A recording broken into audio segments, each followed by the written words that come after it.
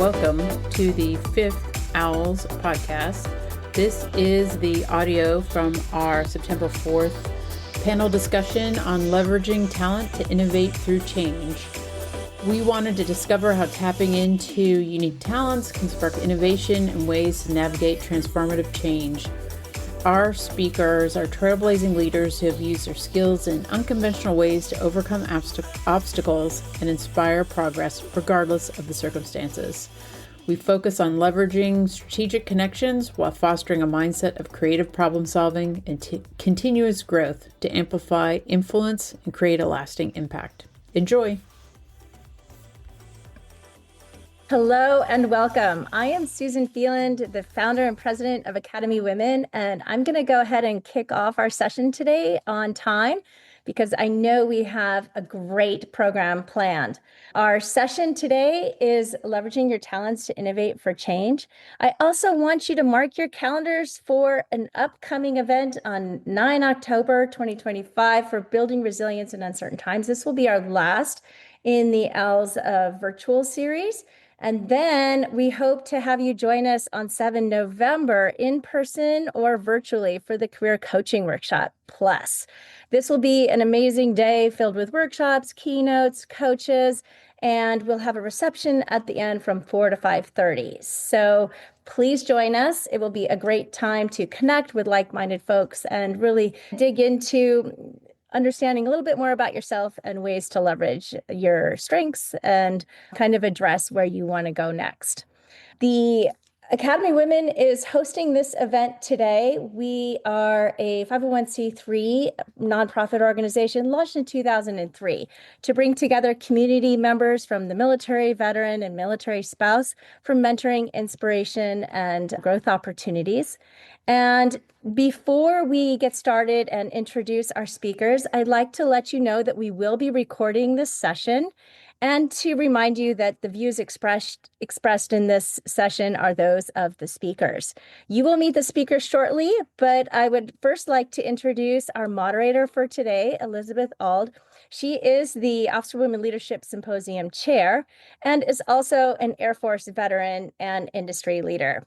So special thanks to Elizabeth, as well as our board of directors, for the countless hours it takes to put together programs like this and our entire year of scheduled sessions.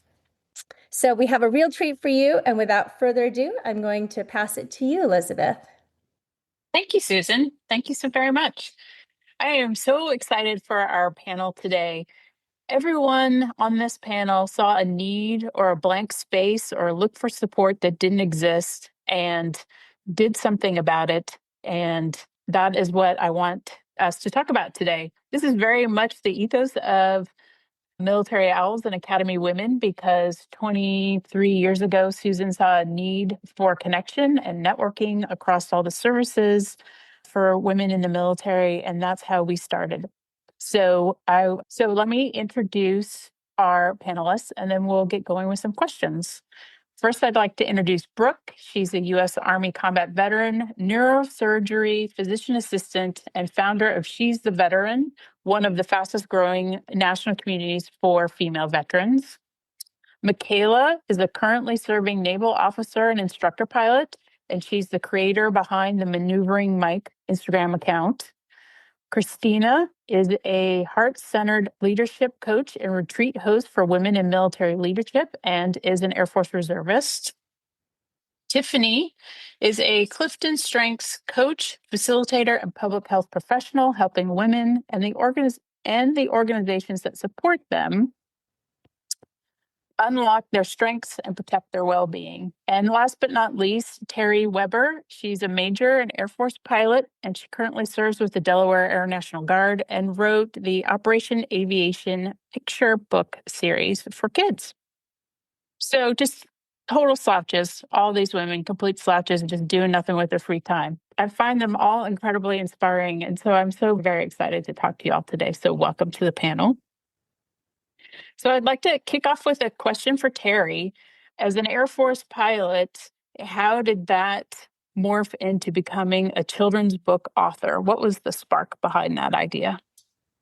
So admittedly, the two are not very similar. It started when I first had my son, and I was reading to him every day and just vocalized, I wish there was this thing that I could read to him that would tell him about my job and kind of communicate my professional world to him on his level and make him feel included in what I do every day and let him understand in a fun way what it is that I do. So I was complaining, and my husband was like, why don't you just write it? If you want this so badly, just make it happen. And it was one of those, oh, duh, I guess I could do that. So it started honestly just as like a family passion project with no intent of ever really leaving our house. It was just like a fun bedtime story time thing. I wrote my first book, Moose on a Mission, about the C-17, which is the jet that I fly for the Air Force. So it was a very kind of organic process. And then I just really loved the creativity aspect and kind of the outlet that it gave me from working at the Pentagon and doing much more rigid, constrictive things. Yeah, I just kept writing, had a series, and then eventually signed with a great publisher, and it turned into where we're at right now. So I have a practical question to add on to that. Do you do the art for the books? I don't. So typically in the traditional publishing space, unless you are an author / illustrator, your publisher is the one who will find you your illustrators. So I signed with my publishing house without knowing who was going to be doing the artwork. And thankfully they found an illustrator who was very interested in making sure that the details were accurate. So typically in the traditional publishing space, the author works in a stovepipe and the illustrator works in a stovepipe, and there's not a lot of cross-pollination. But because we wanted this book series to be accurate, Brenda, the illustrator, and I have a very close relationship, and we run things by each other to make sure everything jives. So it worked out very well. But no, I am not the illustrator, but I work closely with the one who is. Yeah. That's wonderful. And yeah, there's 3 books, and I assume there's more on the way. Yeah, we're waiting. The 3 of them were released last year. So the publisher's waiting to see how they perform before we sign anymore. I was able to sign those 3 individually rather than the whole series, which was advantageous on my part. But yeah, we'll see. I'm working on a completely separate thing right now, more of a middle grade space. Once I'm done with that, I'd like to revisit the picture books. So hopefully, yeah, more to follow. We'll see. Excellent. So, Tiffany, you also have a passion for helping others, but your passion is helping people find their strengths, converting their passions into what they're going to do with their lives. Where did that drive come from? Yeah, so I was a military spouse for 12 years, and one of the first jobs I held as a military spouse was working for Fleet and Family Support Center. So I literally sat in the center of all my support services, and my job was to help service members transition out of the military into civilian life by helping them with their resumes, interviews, and I thought, what a great opportunity, because I'm walking into military life and I am searching for who I am, what I'm going to be doing, and I can speak with people who have it all figured out. And at the end of their careers, moving into their civilian careers. And the more I sat down with service members in transition, the more I realized that they were unsure of themselves. They did not see themselves commanding confidence in a way moving forward into civilian life as they had in their military careers. And they were holding on to titles and ranks and different things in a way that, and I don't want to speak for everybody because this is my experience and some of the stories that I had the honor to hear. So this is not everyone's experience, but there was moments where they felt hopeless. And I thought to myself, how is it that the people I'm sitting across from have these stories of courage and resilience and these strengths, and they don't see how those transition into their next step? And so I held that with me in my work at Department of Health and Human Services, and then with the Consortium of Health and Military Performance, and just thought to myself, how can I position myself in a way where I can sit across from people and we can cultivate that hope and that confidence together as they move forward? Oh, wonderful. I feel like, Christina, that you had some of these same feelings at one point in time in your life where you were trying to sort out what was ahead and what was success. And you actually took a completely different direction with your life. Tell us about that. So I left active duty back in 2018 after the birth of my daughter, and I had no idea who I was outside of the uniform. Now, I stayed on as a reservist. I'm currently serving in an active capacity, but when I took my uniform off, I had no idea who I was other than Captain Mattison at the time. And so I felt very much adrift, and I didn't know what my values were. I didn't know what my passions were. I just knew what the military had taught me my passions and interests and values should be. And so I went through this period of self-discovery, and I started putting these thoughts out on the internet, in the online space, and was amazed at how many people felt similarly. Women that I thought had it all together were coming out of the woodwork saying, me too, I have the same experience. I feel very isolated. I feel very alone. And I feel very unsure of myself. And so I got a piece of advice from a business coach where she told me, build what you wish you had. And so I did. I built an online community that was based on support, that was based on communication, on community, on being honest about our struggles, but also learning how to be our own best advocates. And that started as a online community where I taught yoga awkwardly online during COVID, and it has grown into thousands of women that are a part of the community, getting to host in-person retreats, getting to teach in-depth coaching programs. And it's been just I know that it's my heart's work, and I know that it's my passion, and I know that it was what I was put on this earth to do. And I would have never known that had I not gone through that period of uncertainty after leaving active duty. Wow, incredible. So building the community that you want to see, that sounds a lot like what you did, Michaela. You said you started maneuvering Mike when you realized you were the only female pilot in your squadron, and this wasn't decades ago. This was your last assignment. So what surprises you most about this community that you have founded so organically? Yeah, it's been incredible. And like you said, in my last command, at one point, there was a time when I was the only female pilot, the only one qualified. And what was awesome is it's growing. So there were 5 or 6 of us by the time I was leaving. But like Christina said, is when I was starting, there was nobody ahead of me to look to ask my questions that were specific to like the woman experience in the sector. And just for a little like statistics, women in aviation in military is still only about 8%. It's growing. Students are closer to 14% are the last statistics. But like Christina said, if it's not there, I was like, nobody else is doing it, so I will. If there aren't more of us, I will just be more visible.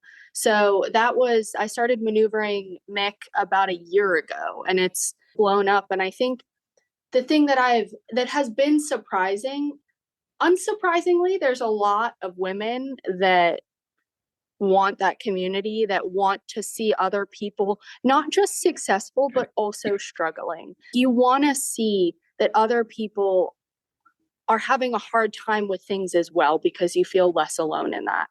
The thing that's been also surprising is it's exposing some of that struggle and some of the lifestyle to a sector of the community that I didn't think would be interested. And it's like middle-aged men. And the interesting part of that is I get a lot of messages that are like, oh, I had never thought about that being a struggle for someone in your position.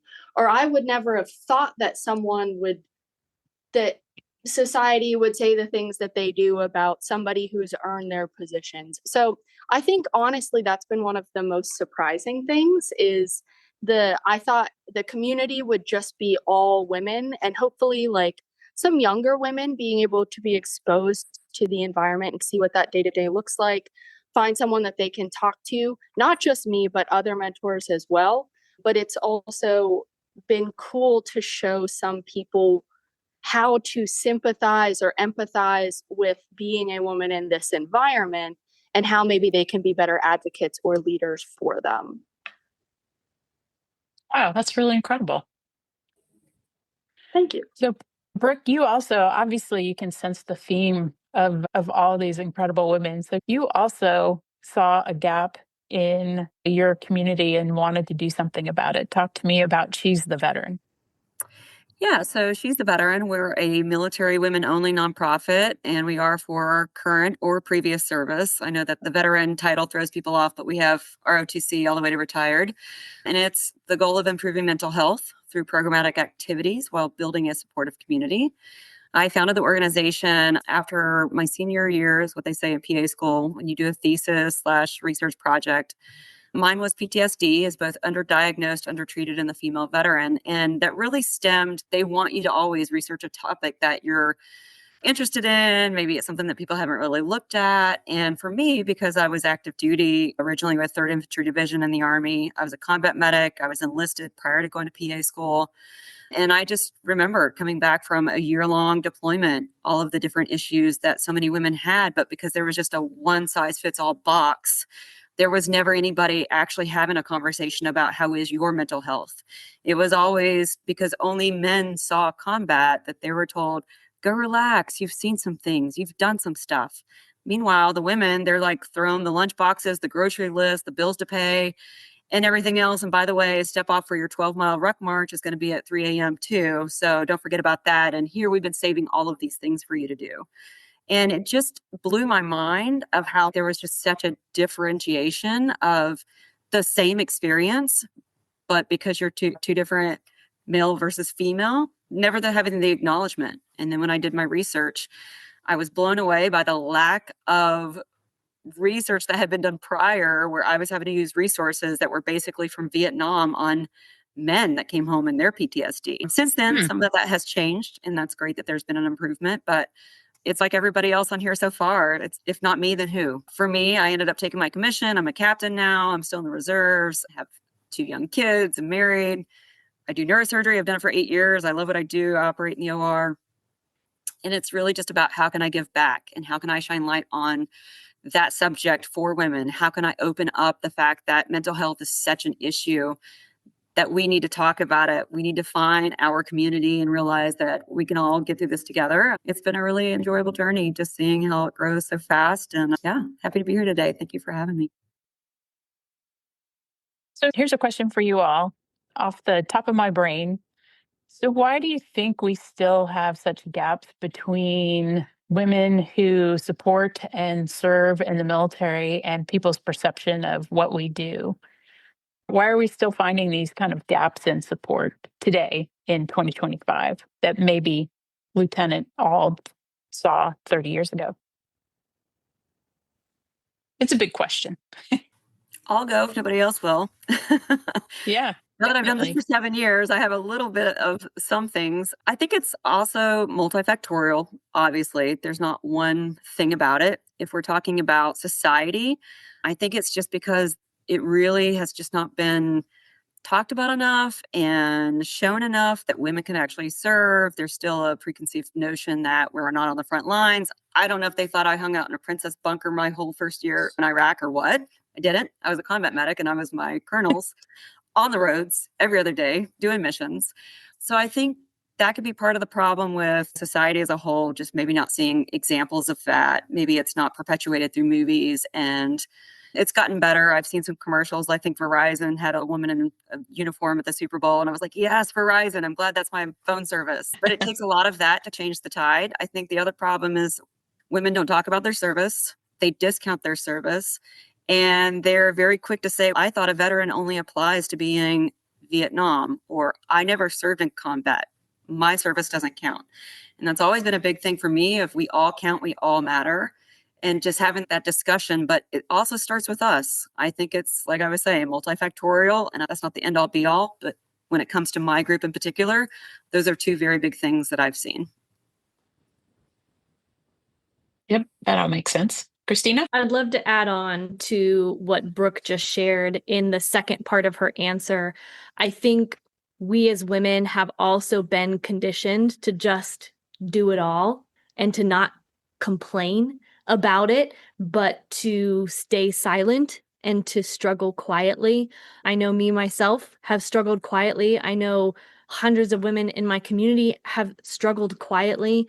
And there's this story that we tell ourselves of, I have to suck it up. I don't have time to struggle. I don't have time to there's not space for me to not be okay.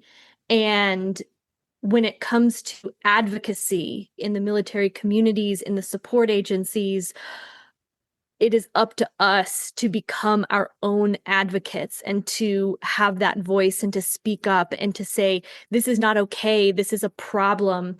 And I know that there are some agencies out there that have been that mouthpiece. I know the Women's Initiative team was an example of a mouthpiece that had the ear of some important influential leaders in the military, but we need more of that. We need more advocacy. We need the ability to speak up and for it to be heard and received without being perceived as complaining or whining.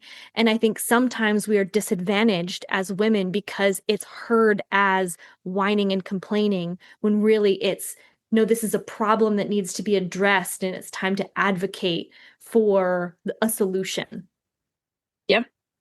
Fabulous. Can I Michaela? just tag one small thing on that?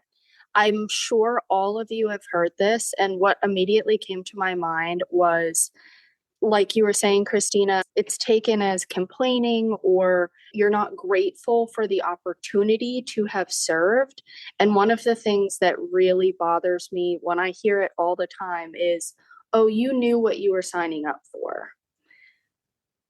And yeah, like everyone reacts because it gets my blood pumping. And the reality is, I don't think anyone can ever truly know what their experiences are going to be when they're signing up at whatever age that was. And so that so negates someone's struggle when they're having it. And if that's the reaction that is so commonly had by so many people, just like Christina and Brooke were saying, it makes women specifically definitely shut down, tend to not express those things to others and feel like they're not going to be taken seriously. And that's something that definitely starts with us. As unfortunate as it is, it would be great to have advocates on all sides, males as well, but it's got to start with us. Yeah, I definitely, my blood, like the reaction my body had when just saying that phrase. Yeah, I feel like a pattern and a theme throughout is being able to, like, communication, right? And communicating the struggle and being able to communicate that and not have it negated. And for me, it was not having the language. Like, how do I explain? Like, where's the language that allows me to do this? And working with service members in transition and constantly looking at language, whether it be for a resume and an interview prep or whatever.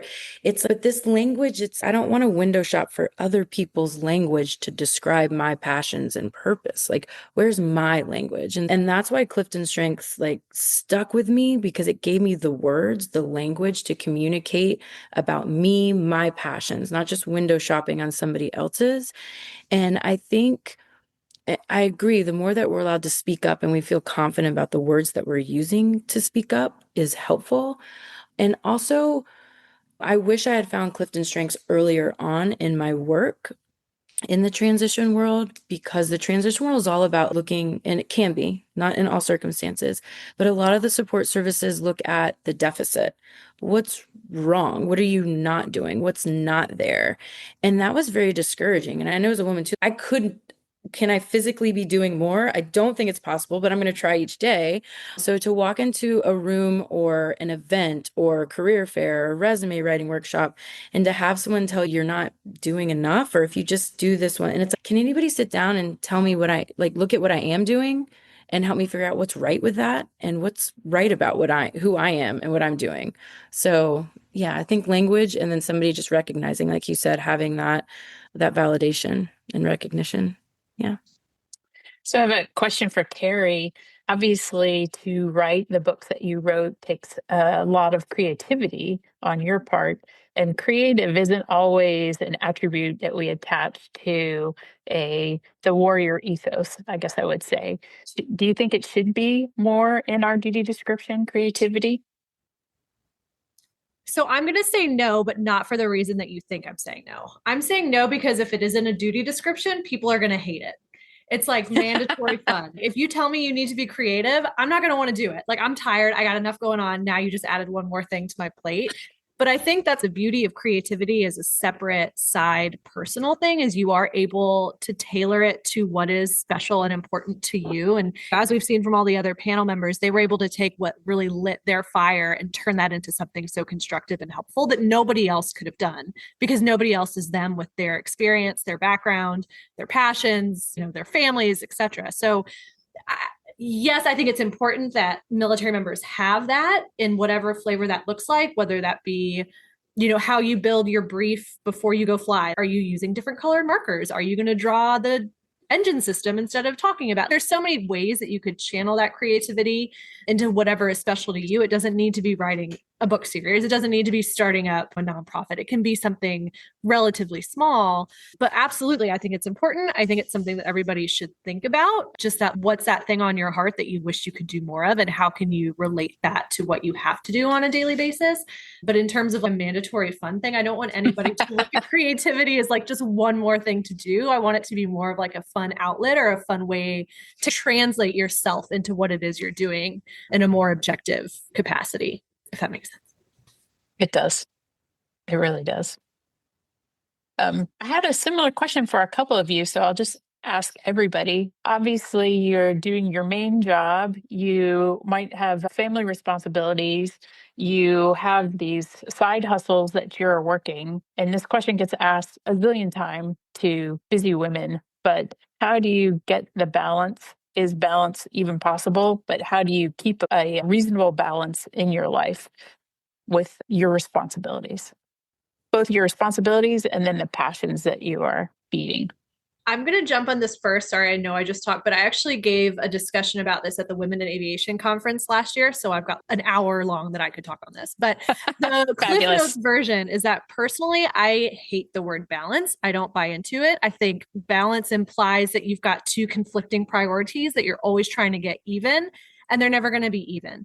So my preferred word is integration. I like work-life integration, and that's always what I go for. And that's one of the reasons I wrote my book, was to integrate my family more into my professional life as well as I could. So for me, I don't have balance, and I never try to, because it's impossible and it would make me crazy. For me, it's more, how can I bring my work and get my family involved in a fun way? And the vice versa. How can I bring my family into my job and have people understand what's going on behind closed doors and meet my kids? And I think it's much more of a holistic picture where there's no work and there's no life. There's just life. So how does it all fit together? How does it all jive together? How can you make it more amalgamated as opposed to two conflicting things? I'll jump in next and I'll say, spoiler alert, I don't. I'm crazy most of the time, and I have a really great therapist. I love what Terry just said about I don't believe in balance. I don't subscribe to it either. I took work-life balance out of my vocabulary a few years ago when actually someone approached me with the kind of that argument. And I thought to myself, you're absolutely right. There is no such thing as perfect balance. And I think we as women strive to be perfect way too much, and we should do a little bit less in the perfect department. And so the language that I love, work-life integration, another phrase that I've been using lately is work-life harmony. And I think for me, that means, am I living into my values daily? Am I aligned with my passions? Am I aligned with my values? Am I making choices that work for sometimes my family, sometimes my career, and I'm never going to get it perfectly right all the time. And there are seasons where like the season that I'm in right now, I'm not living into my passion as much as I wish I was. I do my retreats on the side, but I'm full time in my uniform right now, where I'd much rather be gallivanting off with retreats and getting to hang out with all the amazing women that are a part of my community. And that's hard, because before I took these orders, I was doing those things, and I know I'll be doing those things again. And so sometimes it requires making conscious decisions of, this isn't maybe fully aligned with my top values, but right now this is an important financial decision to make for my family, or I need to take a step back from my military career because my children really need my attention right now. And so I think what I'm trying to say is, one, it's not perfect. Two, we're all a little bit crazy. And 3, sometimes you're allowed to change your mind. You're allowed to do different things, and you're allowed to go through different seasons of your life where maybe I'm in a season where my career is the focus. Maybe there's a season where my spouse's career is the focus. Maybe there's a season where my children and our family is the focus. And those seasons are allowed to change frequently, infrequently. Your passions are allowed to change. You are allowed to grow and be different and uncover new things about yourself. And I'm going to stop there because otherwise I'll ramble on for forever. And I know these other ladies have great inputs for this question. I'm going to jump in just for a little bit on, it's so incredible to hear from so many people with families and women that have successfully navigated military with family life, because I think that's one of the biggest challenges. And again, something you don't see modeled a ton when there's so few women in the job in general. On the side of, I am not currently married, I currently don't have children. I'm in a long distance relationship, which is a bear in and of itself. But I think there also comes with, if you're talking work-life balance, when you're not married, sometimes workplaces are less permissive with you setting boundaries with your time. So if I'm requesting to go do something go to therapy, or something that's good for my mental health, or something that's going to keep work life harmony in balance, it's a little bit less accepted by most people than being like, I have to pick my kids up from school. So I think that's also something that women in particular struggle to set those boundaries and make sure that they hold them, even though they might know that's what's right for them. And I think that takes a lot of time. And I know that for me as a more junior officer, that was definitely not something that I felt comfortable doing. And so I think seeing that modeled more publicly is really important in order to change the stereotype on the community for being able to set those boundaries, regardless of what they are that you choose to make important in your life. It reminds me of when I was sent to Korea, I was single at the time, but it was a remote assignment for the Air Force. So people were there without their families. And one of the first briefings by my boss or his boss was, we're all here without our families so we can work lots of extra hours. And I'm like, no, I'm in a brand new country. I want to see it. I want to go do fun things. It doesn't mean I can work extra hours. I can come up with lots of things to do with my off-duty time. And I think by default, I just became like the Pied Piper. And if I came up with fun things to do on the weekends, that's what we did. And we weren't sitting around reviewing plans and op orders and boring stuff like that because we had nothing else to do. I love that. I can tell you're definitely not Army, because those cats, all my friends that have been in Korea, party hardy all day long. Like, we all prayed for that one because that was like one of the best. Most of the Army stations are definitely not the best places in the world. It's usually dropped in the middle of nowhere with tank trails and swamps. I don't know if anybody's heard of Fort Polk. It's a great place. But speaking of time management, I can definitely say if you have not been to PA school, will make you get really good at time management. And so you figure out, I love how Terry said it's like an integration. And so it's like these puzzle pieces that you're fitting here and there and whatnot. So far as the seasons too, I think that's so important to talk about. Like, currently I have a 3 and a 5-year-old. My season is not going to every single thing that I get invited to, or for speaking engagements or seminars or panels and things like that. Sometimes it's, my family is always going to be priority number one, but I specifically knew that they're only little for so long. And so I've only actually worked part-time as a PA for the past few years because I wanted to prioritize my family. And then most of my stuff for She's the Veteran, I've almost always worked at doing after they've gone to bed. So I spend as much time with them as I possibly can. 7:30 rolls around. Usually they're in bed. And then that's when I'm answering emails and planning other things. And then over time, I've been able to not have to be the person that's at every single mental health programming event that we have, right? So I have leaders, I have charter members, I have board members, I have all of these different people where you end up doing delegation and just trusting that they're as passionate about it as you are. And that's actually the only way that you can grow and maintain a nonprofit anyways. It would never survive as a one-woman show, even though I do the majority of a lot of things. That's what's been really positive about it, is the women that want to jump in and help and be a big part of it. and help it keep going. That's awesome. I want to pivot just ever so slightly. Michaela, one of the events you talk about in your Instagram account is that you had a pretty bad accident a couple years ago that could have had a very profound impact on your career. And I wanted to ask you, what is your advice on how to support a friend or family member who's going through a life-changing event? I'm going to assume that your immediate family wasn't living right where you were. So who were the heroes, and how could we be heroes to any of our friends or family that's going through something like that? Excellent question. Thank you. Yes, and just quick synopsis, I fell off a cliff hiking. I broke my back, my thoracic spine, and I had a brain injury. And this was 3 weeks before I was supposed to deploy with my squadron. My squadron left. I was left back at home to recover from a broken back and a brain injury by myself, essentially, with none of the people that I had grown to get to know in my squadron. So definitely a very challenging time in my life. And I would say being an adult is hard, and you will, at some point, always there will be a struggle.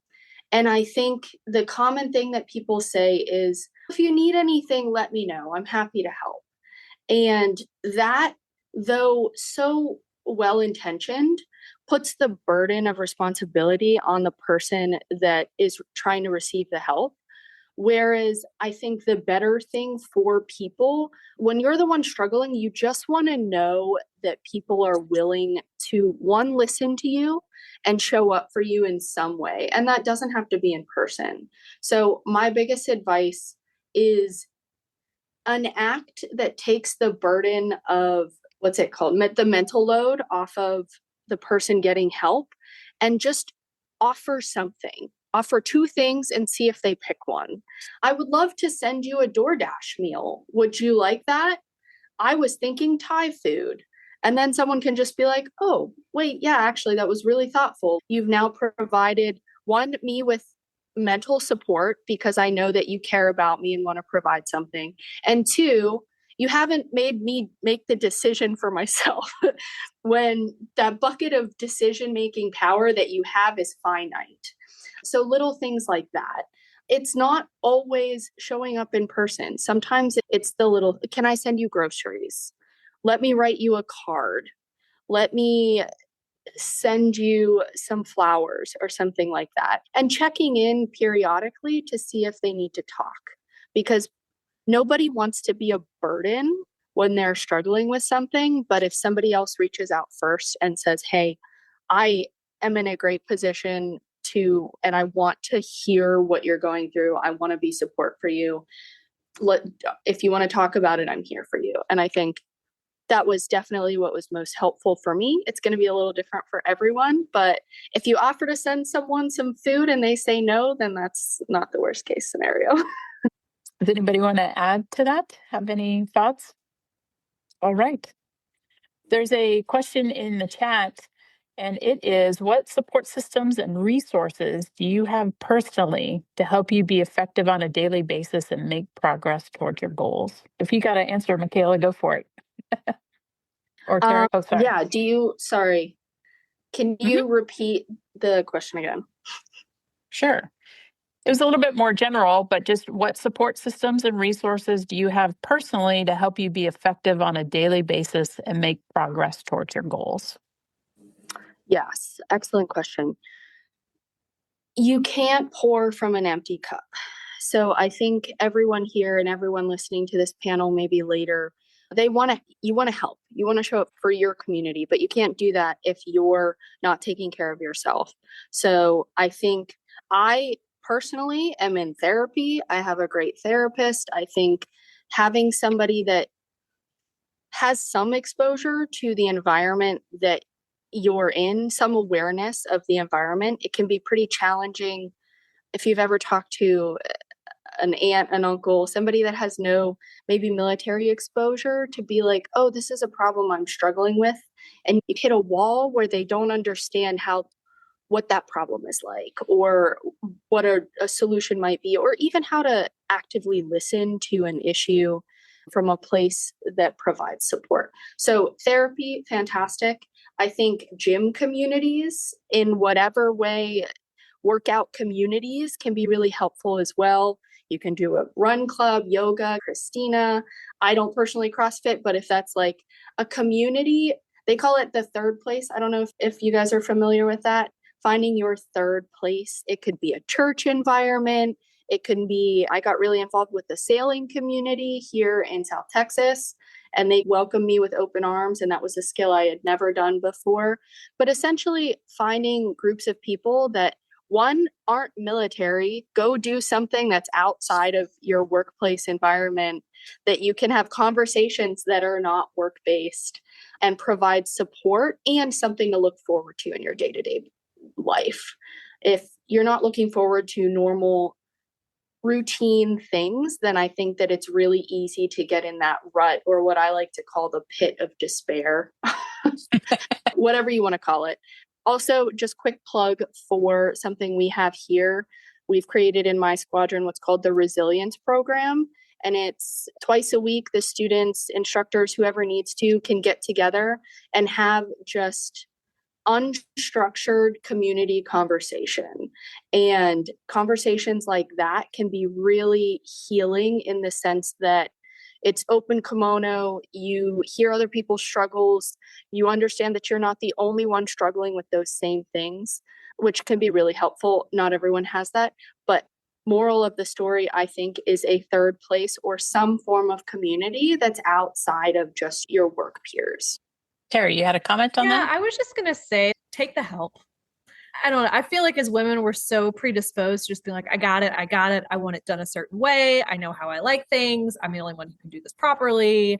Also, I don't want to ask for help. I don't want to show any sign of weakness. Like, I have to be this Wonder Woman. Just ask for the help. My mom lives next door.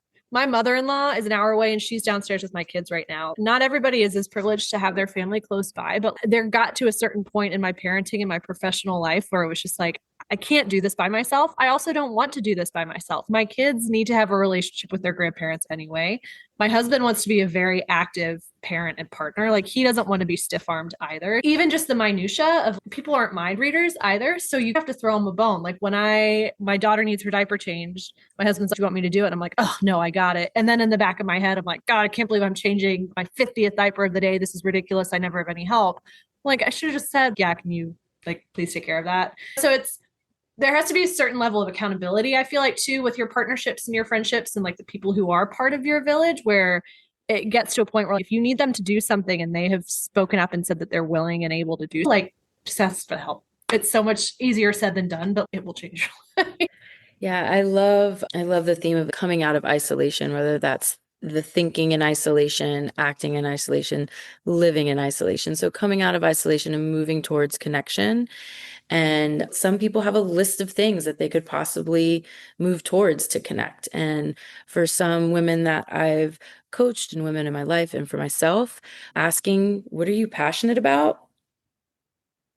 A lot of women I've spoke to can't answer that question right away. And so I think it's rediscovering, for me and a lot of women that I've spoke to, it's rediscovering what your passions are can be the biggest support. It's, for me, I love painting. I have a dear friend who's an amazing artist, and she started painting every Sundays. I'm going to join you. And we're just going to Van Gogh for it. We call Van Gogh for it. And we just get together and we paint. And she makes these most beautiful paintings, and mine are not up to her standard, but I am so happy and I'm connected, and it's joy. It's really a passion that sparks joy. And I too, I have an amazing community that I get to work out with so movement, I'm very passionate about movement. I was in a modern dance company for 6 years, and I miss that. I miss moving my body in that way so I can connect. I can move myself out of isolation and connect with other dancers. Yeah. So I like arranging flowers. I love fresh flowers. I love putting flowers together. I love arranging flowers. And so I think when we really sit down and ask ourselves, what are we passionate about? Not required to do, obligated to do because of title of XYZ, but what are we really passionate about? And finding windows of opportunity to engage in those passions and be kind to ourselves when we have to pivot to those passions to get through everything else. So yeah, I would say for me, my biggest support system is myself. It is myself, but it's when I allow myself to connect with the world. And with that choice comes from me. Yeah. I love that. And just to tag some of the same things that I keep on hearing, it's so interesting because, like, when we talk about what our programming is, it's always about doing activities. We do sailing, we do horse therapy, we do yoga, we do surfing, and it's always about neuroplasticity. How do we retrain the brain for positive thinking, positive pathways? And it's really about avoiding the isolation, which is why you're coming out to our community to do those things, but also learning a skill, trying something you've never tried. There's women who come to our horse stuff who've never even seen a horse in person, things like that, and getting out of your comfort zone. I also, Tiffany, depend on myself as well for my own personal support system. I think being in a marriage where your husband has never served, which, by the way, the reason it's called She's the Veteran is because he's always answered when he's been thanked for my service. Actually, she's the veteran. So I was like, you dang I am, right? So that's how it's gone. And so it's not like I can necessarily, there's a big gap there. There's times like I've had to go to officer training school and can you just not go because the kids, and I'm like, that's not how that works. And I don't want to go to jail. So I'm going to go. But that's just part of the information understanding gap that civilians have versus military, right? That just comes with the territory of who you're in a relationship with. I would say, but one of the things that I did and finally was not a hypocrite is I tried to learn something new for myself, which has turned into a passion, which is tennis. I put myself out there. I was very intimidated for a long time because I'd never even held a racket at all. So getting out there, and they had like tennis 101, which I took 3 times. I tried to take it a 4th. They denied me. Half of the balls over the fence and into the woods behind the club. And I just kept on swinging at them because for me, that's what was fun. I don't care. It can go anywhere it wants to go. Eventually, I'll figure it out. So for me, that was part of what I was finally starting to live, what I was preaching for so many years and I made so many new friends and so many social connections. And that is like my support system now, so far as I'm not calling these people to be like, I'm on my deathbed, someone come help me. But I'm probably would get a casserole or something if I needed, maybe from that group. I don't know. I look forward to it. It's like that small thing like Michaela's talking about. What is that small thing that brings you a little bit of spark of joy? It could be a book. It could be a 15 minutes of a trash show. I love reality TV. It is just absolute brain rot. But if I get the 5 minutes to watch it sometimes and catch up on the random things, I do that just to have like my own time out for my own support system. But yeah, I mean, my parents don't live here. Good for you, Terry. I would love to have my parents next door. I'm very close to my parents, but I will say that I do have a great support system on the phone with them. My dad, he's a retired Army guy. I call him all the time. Hey, this is going on. If it's military stuff, it's always got that common denominator. And then for my mom, she's just like my best friend. So don't have to be a person to have a support system. Works out. Exactly.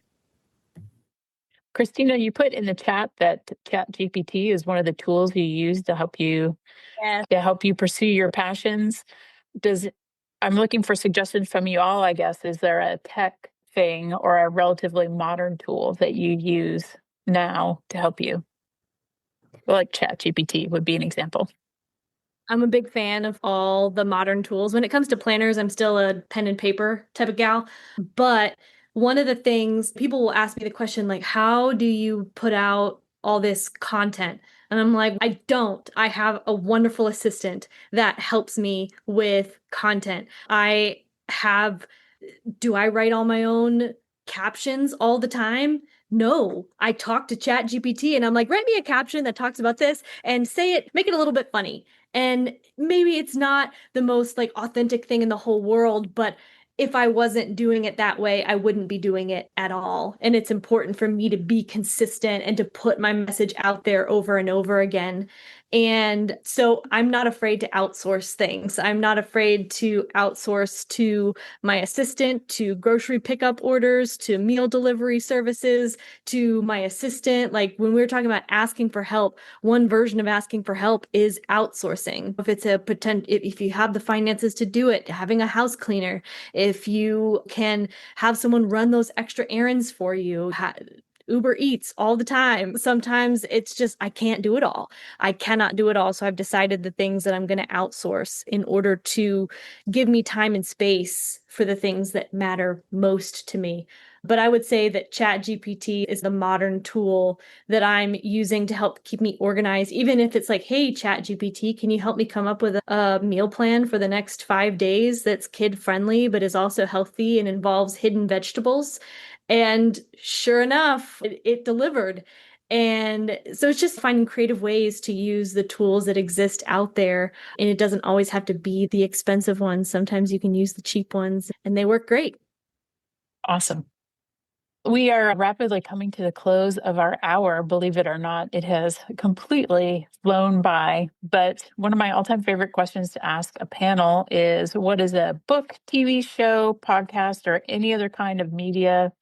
It doesn't have to be educational or smart, just what is saving your life at the moment when you get a couple minutes of downtime. So I'll start with Terry. So as a kidlit author, I have to plug a kidlit book. If you guys have never seen the picture book Jane and the Dragon, it is like my number one, grew up on it, ultimate girl power picture book. Even to this day, I have it in my office and I look at it when I get a spare minute. It just like lights the fire. So Jane and the Dragon, best picture book in the whole world, coming from a picture book author. Awesome. How about you, Brooke? I can't remember the last time I had time to read a book. It was probably PA school, but I can say that I used to love to read. One of my favorite books, if no one has read it, is The Art of Racing in the Rain. And it's about a dog, and it's the dog story. And so like that book, it's interesting how you can read certain things and it just strikes a chord with you. And so I can at least recommend that. It doesn't have to Called be From a a Dog's book, though. Perspective. Do I? Yeah. I said you don't have to, it doesn't have to be a book. It could be anything that's just saving your life at the moment. Yeah, I don't know. Saving myself, I don't know. But if anybody has a podcast on this panel that they want to tell me about, I am over the podcast that I keep trying to listen to, that it's just nothing but chatter. Nothing's helpful.